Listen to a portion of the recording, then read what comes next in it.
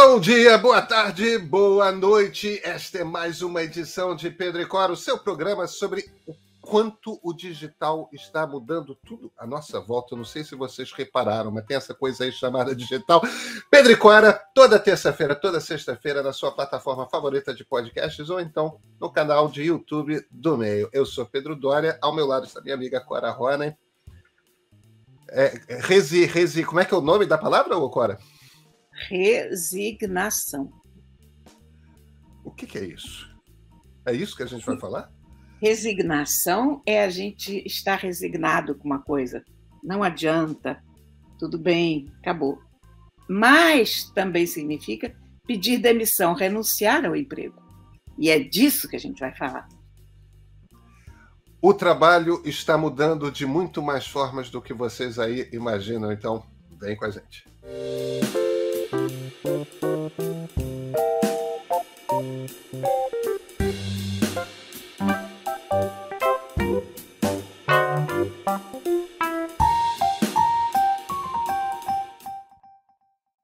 Cora Ronen, o que é a grande resignação? Pois é, a grande resignação é The Great Resignation, ou seja, a grande resignação. Eu, no outro dia, li essa tradução, resignação, e eu achei que não estava certo. The Great Resignation resignation é pedir demissão do emprego. E eu achei que as pessoas tinham traduzido resignation por resignação de uma forma, sei lá, aqueles amigos próximos, sabe? Os falsos amigos. E fui conferir, porque achei que deveria existir outra palavra, mas em português também. Resignar o emprego existe. E resignação existe no sentido de renunciar? De renunciar, de pedir demissão. Então, a tradução estava certa, afinal, e eu fiz as pazes com essa expressão, a grande resignação. A grande resignação é o que está acontecendo em todos os cantos do mundo pós-pandemia. As pessoas estão pedindo demissão num nível nunca visto. Pessoas que têm empregos, que estão empregadas, entre 25% a 40% delas, dependendo do lugar, querem outro emprego e estão ativamente procurando outro emprego e estão trocando de emprego, saindo de emprego por outra coisa, enfim. É geral. É um fenômeno muito curioso. Há várias explicações para isso. A maior parte das pessoas que está trocando de emprego, que pede demissão, é gente que vem do home office, que ou começou a trabalhar na empresa durante a pandemia, ou ficou contratada em condições de home office pela sua empresa. E a pandemia tem muito a ver com isso. A pandemia tem a ver com isso porque a pandemia fez com que todo mundo parasse para pensar. Que era uma coisa que a gente não fazia, né? As pessoas vinham naquela loucura de trabalho, trânsito, vida, corre, e, de repente, para tudo. Com esse para tudo, todo mundo começou a pensar: o que eu estou fazendo? O que é a minha vida? O que me dá prazer? O que é viver? Qual é o sentido da vida, em suma? Porque a vida ficou perigosa também. De repente, você morre. Tem um monte de gente morrendo em volta.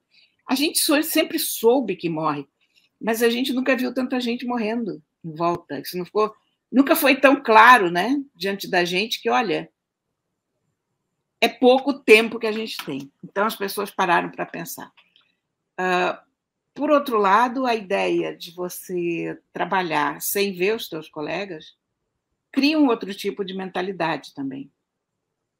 Quer dizer, a ideia de pensar na vida só não responde pela grande resignação. A coisa mais complicada quando você pega um emprego novo é você se acostumar com as pessoas. Né? Você se acostumar com aquele escritório novo, quem são os colegas, saber quem são os teus amigos, quem é que você deve evitar, com que é legal ir lá para o cafezinho. Isso com o trabalho online, isso não existe mais. Então, o investimento emocional das pessoas no seu emprego ficou muito menor. Então, tanto faz, você pegou um emprego onde você não encontrou realmente ninguém, na vida real, onde só viu as pessoas online, você abandonar esse grupo online por outro grupo online, dá mais ou menos na mesma do que você fazia antes. Pois é, uma coisa engraçada que você tá comentando. Me parece que tem alguns outros aspectos aí nessa história. A primeira conexão que eu faria é a conexão com esse outro fenômeno que começa a surgir, começa a ficar comum, que é o do nômade digital, né?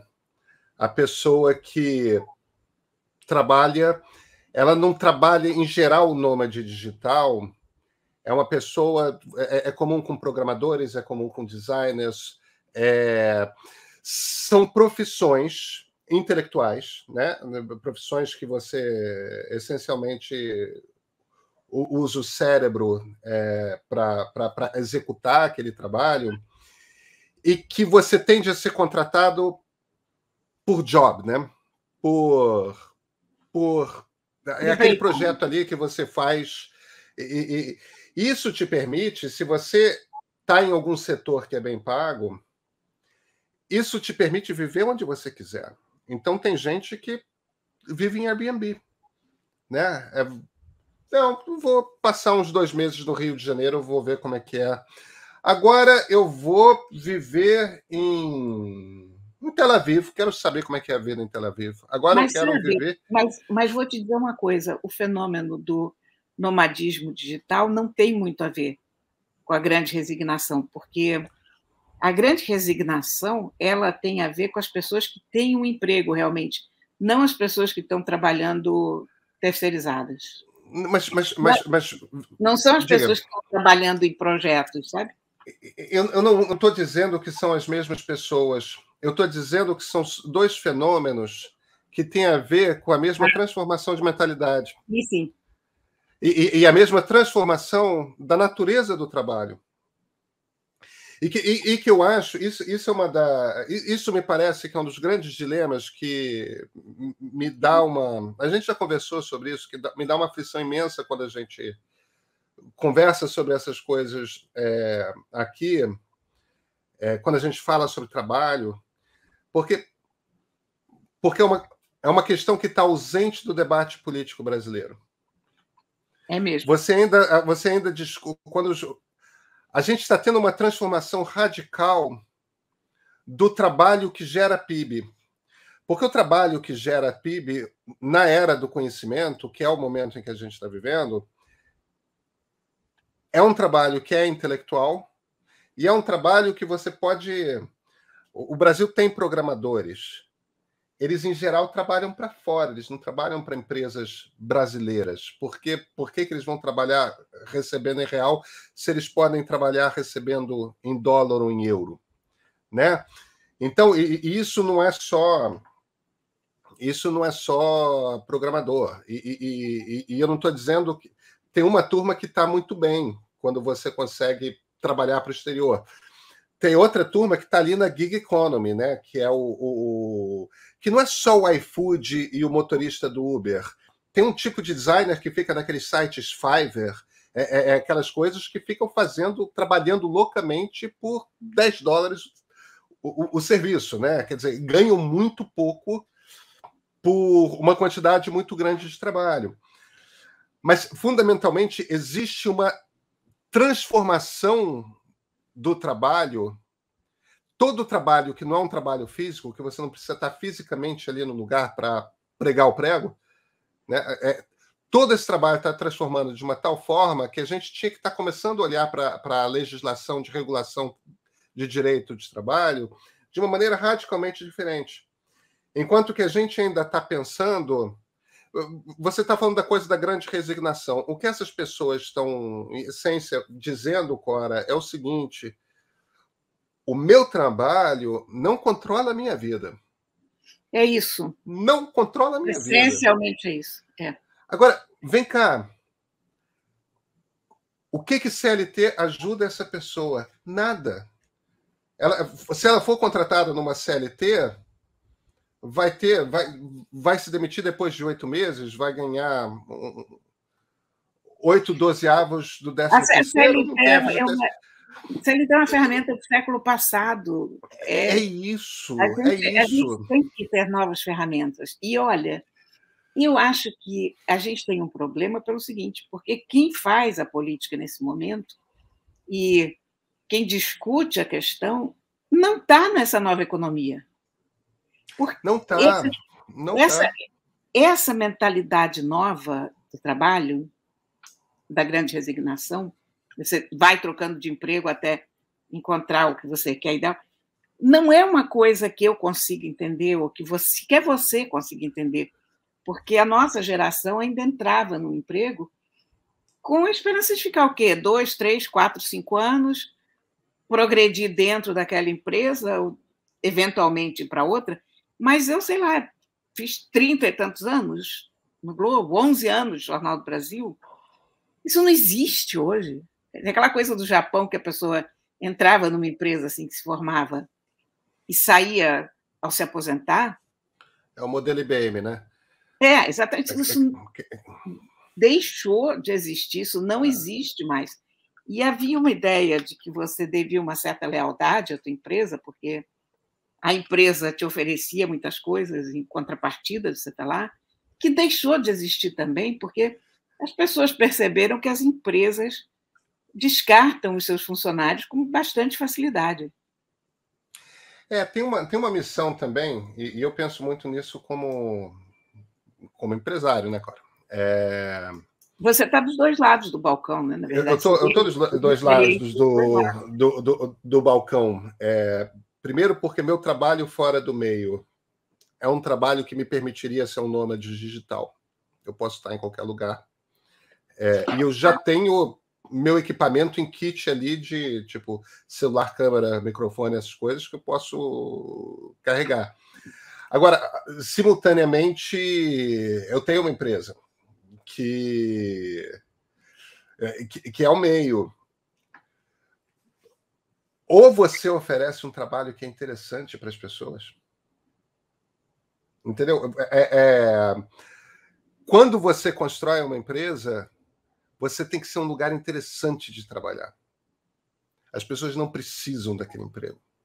É claro, para algumas profissões, jornalismo, o emprego não é necessariamente fácil de achar. Só que tem uma questão que é o seguinte: jornalista também não é fácil de achar jornalista bom.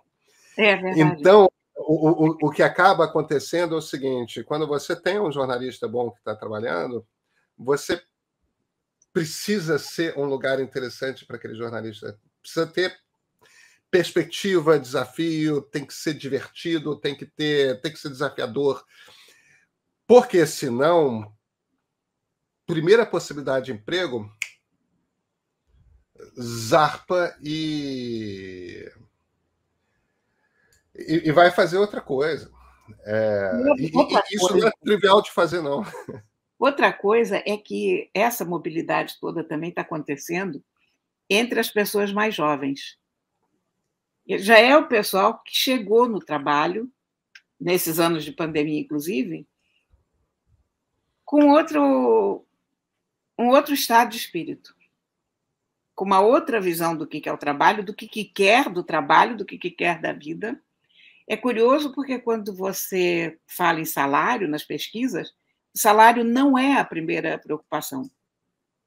A primeira preocupação realmente é ambiente de trabalho, entrosamento com o serviço, interesse pelo que está fazendo, porque tipicamente as pessoas que estão participando desse fenômeno não são as pessoas que estão desesperadamente precisando de trabalho, são aquelas pessoas que as empresas estão desesperadamente procurando.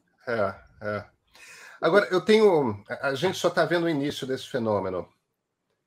por um lado, eu olho para uma coisa dessas e acho que é isso mesmo. Existe essa afirmação, que é uma afirmação muito forte, que eu acho que essa geração vai carregar pelo resto das suas vidas, que é: o meu trabalho não me define, eu não dependo do meu trabalho. Agora, eu tenho curiosidade de saber como é que isso vai se adaptar quando essa geração começar a passar dos 35, se aproximar dos 40, Sim. com filhos, porque não dá para você ser nômade digital com filho. Porque filho precisa de escola. Até dá. Eu já vi com filho pequeno, pequenininho. Filho pequeno. Dá um trabalho monstro, né? Depois já fica muito complicado. Agora, quando está na idade escolar,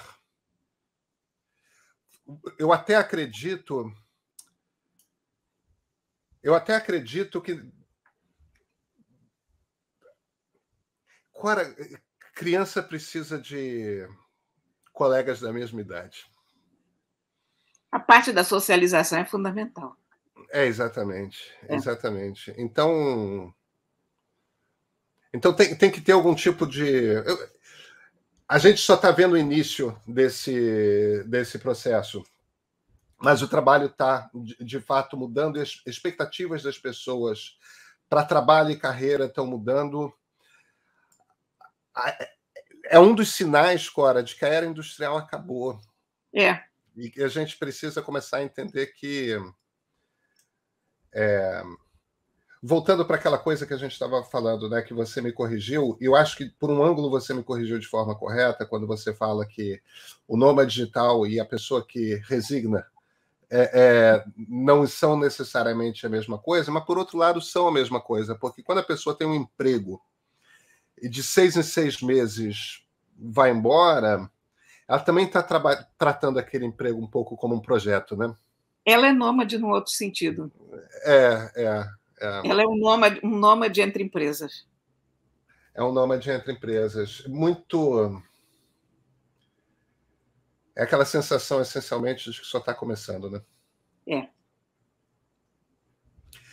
Nos vemos na sexta-feira, Cora? Sim, senhor, de qualquer lugar do mundo. Mas muito provavelmente aqui mesmo do meu escritório. Eu desconfio que eu vou estar aqui também, Cora. Então a gente se vê.